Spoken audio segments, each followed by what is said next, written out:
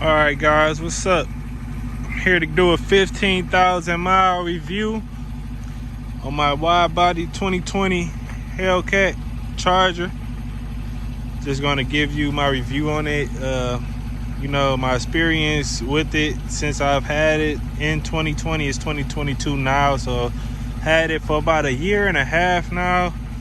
So just gonna run over a few things, give you my experience since I've had the car, things I love about it, things I hate about it, and so on and so forth. So just bear with me. It's a lot of people that's been kind of encouraging me to do a YouTube channel, and I kind of been putting it off. So here goes nothing. I'm gonna get out of my own way, make this content, and hopefully you guys enjoy the viewing. So first off, I love the car.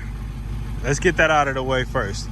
I love my car. After having it for the year and a half, I love it. It was a great decision for me because before I got the car, it was like a 2-year period of where I was waning on, should I go ahead with getting the car or should I not? And I just said, forget it. Went ahead and did it. And it was one of the best decisions I can say for my personal, for me. It was one of the great decisions. As long as you can afford it, as far as the payments and the gas and insurance.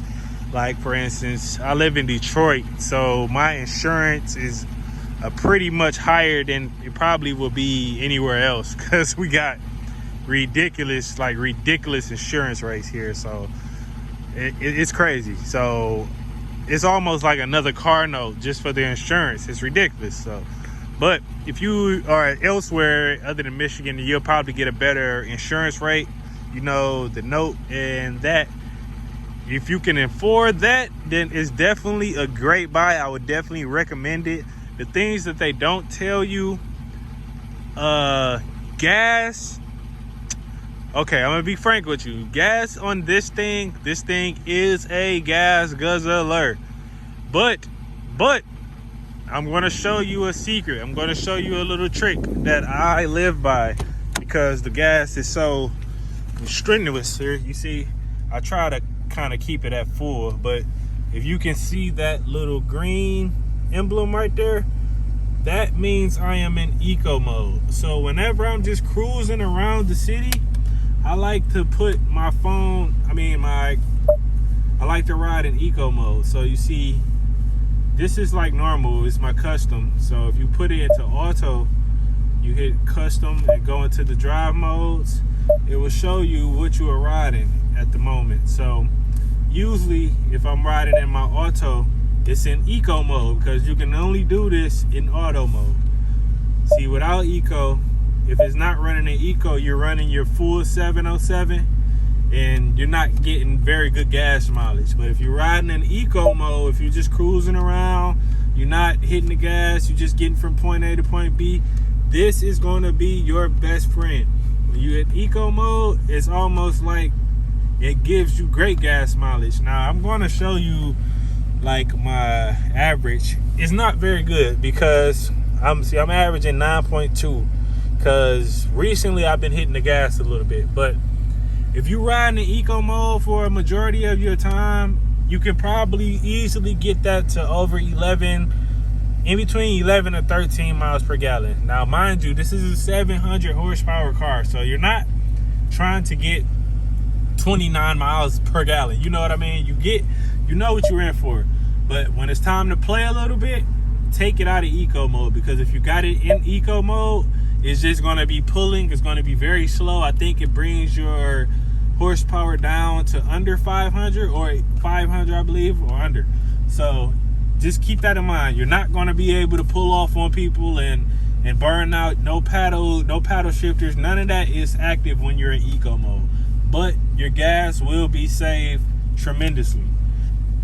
Take that in note. Please remember that, because that is like a major key. Had I have known that, and I actually had the car for about a year, almost a year, before I even figured out that that was an option. So that's something like you really take heed of that, because that will be your best friend as far as taking your gas mileage and taking that to the most that you can get out of your gas tank. So another few things I'm going to review, these tires. Another thing that they don't tell you, these tires. Okay, this car has so much power that just slightly hitting the gas or stomping on the tire, these tires are going to burn. And these things are nearly $400 a pop. Now I'm gonna repeat that. $400 per tire for these things. You do about 2 burnouts and then it's time for a new pair of tires. So yeah, you can have the fun in it, have as much fun as you want, but keep in mind that about 2 of those good burnouts and it's going to be time for a new pair of tires, which is going to be at $800. So if you want to pay $800 just to do a burnout, be my guest. But I'm not a big fan of doing that. So when people tell me, hey man, burn out or do a donut, do this, I'm like, no, I'm not going to do any of that because I've already bought 3 sets of tires since I've had this car already. I've bought 3 sets of tires. So you can just do the math on that. 400 times 3, I spent almost $1,300 in tires alone since I had this car, and it's only been a year and a half. So keep that in mind. If you want to burn out, you want to have fun, that's cool. I would suggest buying some drag radials or some tires that are made for that before you just do your stocks. Or you can just stock up on them and have them waiting. So whenever you burn them, you can just replace them, put your next set on it, and keep it going. I know people that do that. They just continuously buy the tires whenever they can find them for cheap. They just buy them and stock up on them so that whenever it is time for them to burn out, they can do it without worrying about having to go and get the tires replaced at the dealer. Because like I say, $400 per tire is not fun. But yeah, man, I love my car. Like I say, I had it built from scratch. I was originally going to go all black. I'm so glad I didn't. I ended up going with the granite finish with the red interior. They see me there. Hey, what's up, guys? See me there. Got the red interior. You see it's still brand. I still got my tag on it. Yep. So I went graphite with the red interior, and yeah, man, I love it with the red calipers to accent it, and I love it. I this is the best color that I've ever seen. And then I think I've only seen one other Charger that's this color in the city that is a Hellcat. So this is very unique in that sense. I picked a very unique color. And these things, this car, in period, this is a rare car. You may see a lot of Scat Packs and 392s, but still, 2 years later after the car has been released, you do not see many wide-body Hellcats in the city of Detroit. I was one of the very first ones to have this car in the city, especially being young. I was one of the first young men to have this car in the city. That's for a fact. Anybody knows that. So I was one of the first wide-body Hellcats in the city of Detroit. And almost 2 years later, I still don't see many of these. This car is still a head turner. It's still an attention grabber from everybody, even the police. If they're not giving you a thumbs up, well, then they're pulling you over to make sure it's not stolen. Because like I say, I live in Detroit. These things are subjected to a lot of stealings and carjackings and all of that nonsense and whatnot. So you really have to be very aware and you know, just be on your P's and Q's when you ride around this thing in the city, because man, you got some shiesty folks out there. So yeah, man, overall, I love my car. You know, like I say, it's me. It's personalized to me. I'm gonna show you something real cool, just so you know. This is personalized to me. I had this built, like I say, from scratch. And as you can see, when you get that built from scratch, it comes with this thing right here, which you can kind of keep as like a souvenir. Right at it. So this was the sticker that was in my window when I bought my car. I went to pick it up, and as you can see, they got my name is built especially for me.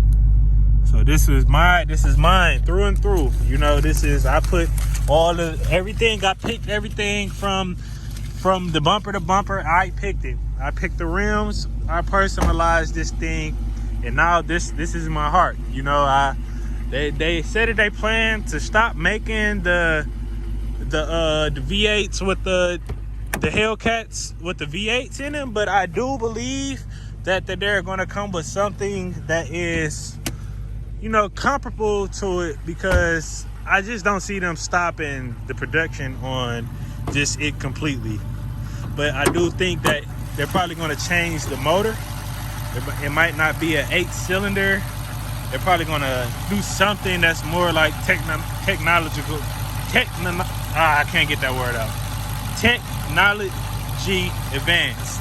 Technological, whatever. You know, more advanced technology-wise. So I think they're going to move forward probably closer to that. But this thing right here is going to be like a rare commodity. So in a couple years, this will be rare. You see, as you can see, this thing is all motor under the hood. You can't even really stick your hand in anything. It's all motor.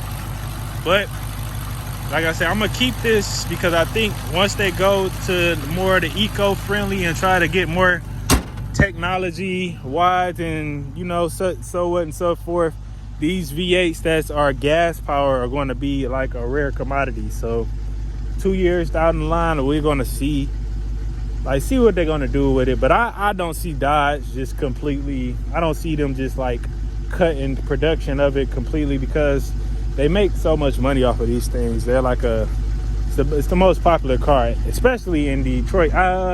Actually, when I was like in Vegas and stuff, I didn't see really any of these, not even the Scat Packs. You see a lot of the Scat Packs here in Detroit, not really much of the Hellcats. So this is still a real car, man. So I get a lot of people that ask me, am I going to keep it because they are supposed to stop making them?